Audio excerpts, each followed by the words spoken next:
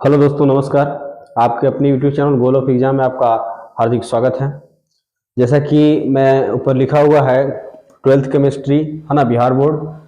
आपको जो भी है उसका वीवीआई क्वेश्चन बताया जाएगा, आप इसे रट लीजिए। फर्स्ट चैप्टर से मात्र 7 क्वेश्चन आपको बताएंगे हम।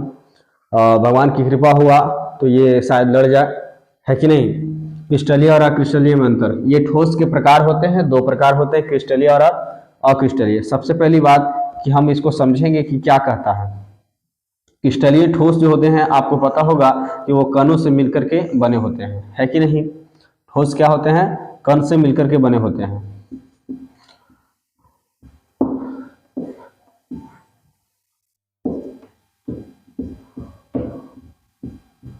ठोस किससे मिलकर बने होते हैं बाबू? कण से मिलकर के बने होते हैं। तो क्रिस्टलीय ठोस, एक तरफ आप क्या लिखिएगा? क्रिस्टलीय, और दूसरी तरफ आप क्या लिखिए? अक्रिस्टलीय। अक्रिस्टलीय, इसे कई नामों से जाना जाता है। इसको रवा ठोस भी कहते हैं, रवा। इसको बेरवेदार, बेरवेदार, और इसको रवेदार।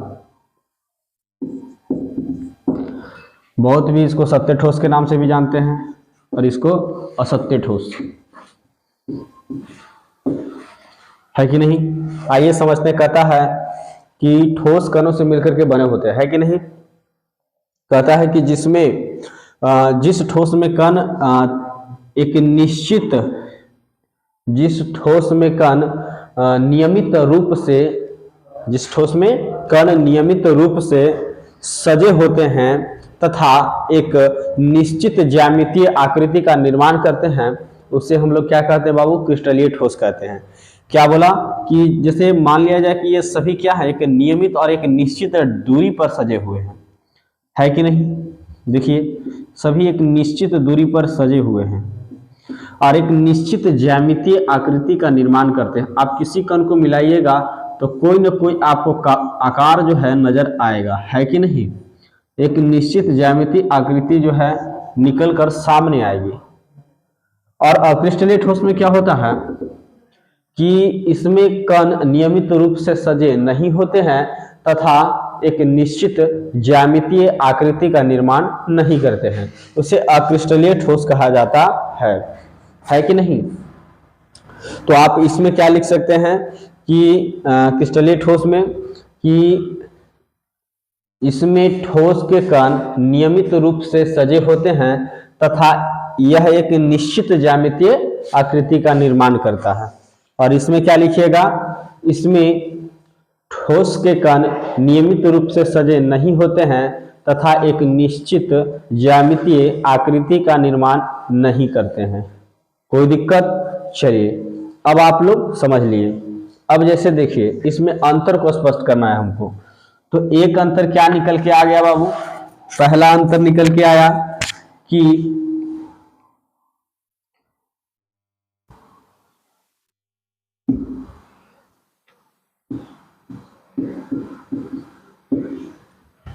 पहला अंतर आपका क्या निकल के आ रहा है कि इसमें कण नियमित रूप से सजे होते हैं तथा एक निश्चित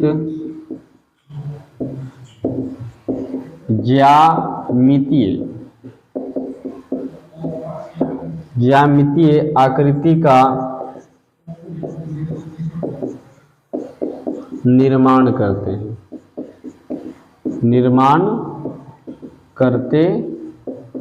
हैं।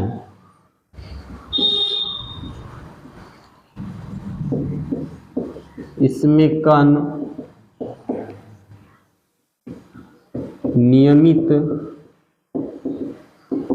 रूप से सजे नहीं होते हैं, तथा एक निश्चित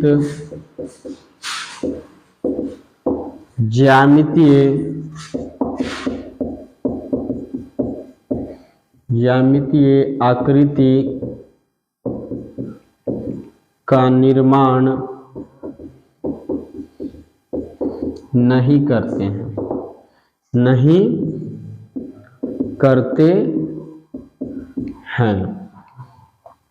अगली बात निकल कर आती है इसका अंतर कि यह जो है इसका द्रवणांक और क्वथनांक निश्चित होता है। क्यों होता है निश्चित? क्योंकि यह जो कण है एक नियमित रूप से सजे होते हैं, एक निश्चित दूरी पर होते हैं। तो मान लिया जाए कि हमने इसको ताप दिया, तो जिस ताप पर ये कण पिघलेगा उस ताप पर ये यानी ये सारा ठोस जो है एक ही ताप पर पिघलना शुरू होगा, क्योंकि इसके कणों के बीच की जो दूरी है वो क्या है? समान है ना। इसके कणों के बीच लगने वाला बल जो है समान है। कोई दिक्कत? इसीलिए इसका द्रवणांक, क्वथनांक, गलनांक निश्चित होता है। इसका द्रवणांक, क्वथनांक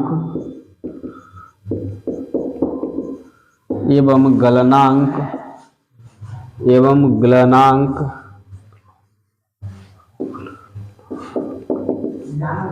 निश्चित होता है। और इसमें जो कण होते हैं आप निश्चित रूप से जानते हैं कि यह जो कण है कहीं पूरा है तो कहीं कम है।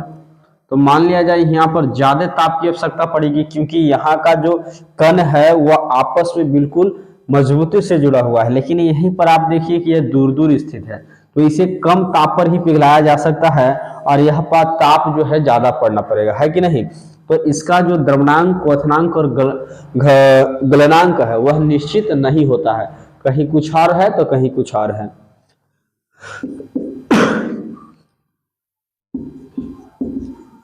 इसका द्रवणांक,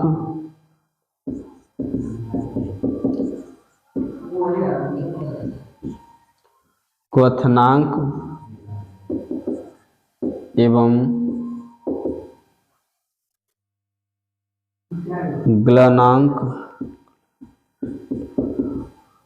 निश्चित नहीं होता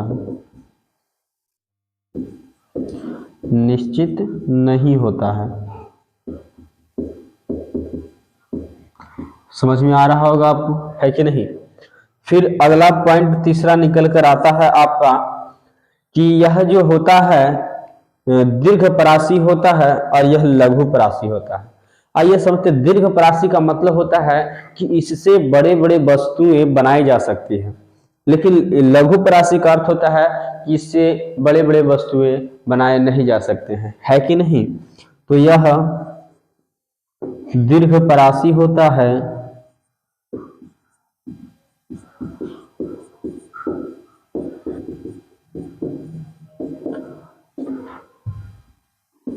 यह लघु परासी होता है। लघु परासी होता है। अगला पॉइंट निकल कर आता है बाबू कि क्रिस्टलीय ठोस जो होते हैं, यह जो होते हैं आपका विषमदैशिक होते हैं और यह आपका समदैशिक होता है कि नहीं। आप समझने की कोशिश कीजिए, आपको पहले ये पॉइंट लिखिए, उसके बाद विषमदैशिक और समदैशिक में हम समझा लेते हैं, है कि नहीं। यह क्या होते हैं? विषमदैशिक होते हैं। विषमदैशिक, यह विषमदैशिक प्रवृत्ति के होते हैं, प्रवृत्ति के होते हैं। और यह जो होते हैं समदैशिक प्रवृत्ति के होते हैं। समदैशिक प्रवृत्ति के होते हैं। कोई दिक्कत है? पहले आप इसका स्क्रीनशॉट लीजिए, उसके बाद में आपको विषमदैशिक और समदैशिक को बताता हूं।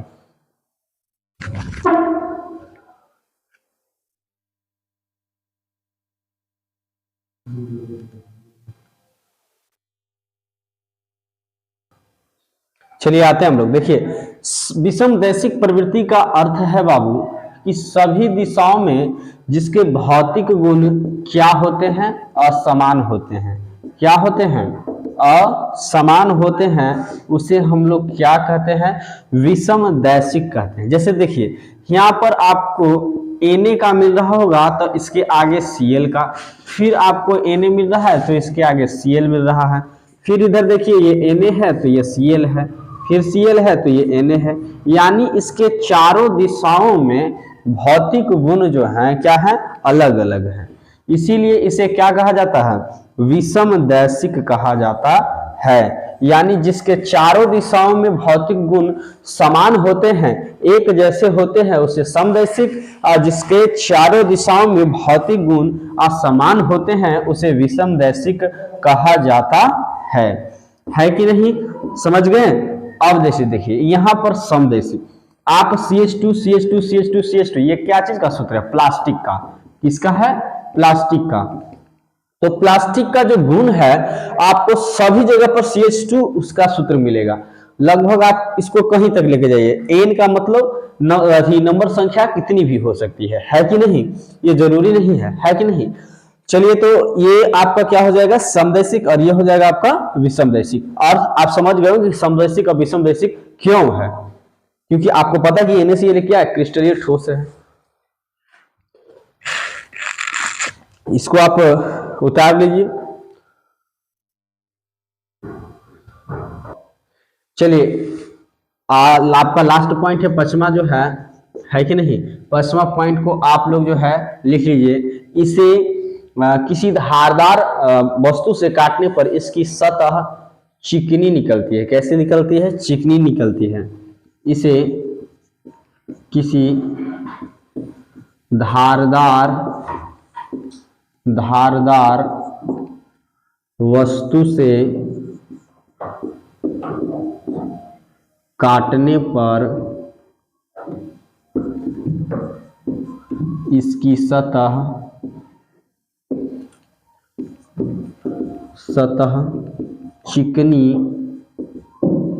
चिकनी एवं सपाट निकलती है। सपाट निकलती है। चलिए, इसे किसी धारदार वस्तु से काटने पर इसकी सतह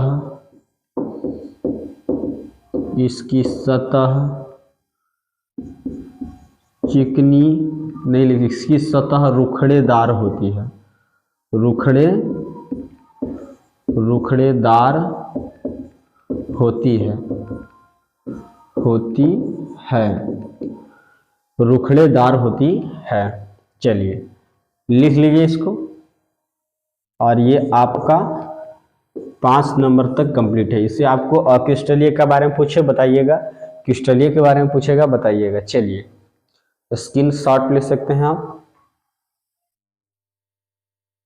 चलिए, तो मेरा चैनल अभी नया है बाबू, है कि नहीं? आप इसे सब्सक्राइब कीजिए और हमें मोटिवेट कीजिए ताकि हम ऐसे ही वीडियो आपको प्रोवाइड करते रहें।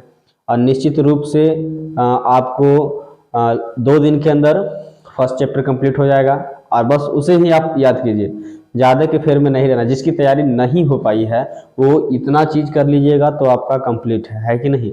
और जो बेचारे जो तैयारी कर रहे हैं उसके लिए तो कोई बात ही नहीं है, क्योंकि उसके लिए हर एक क्वेश्चन इंपॉर्टेंट होता है।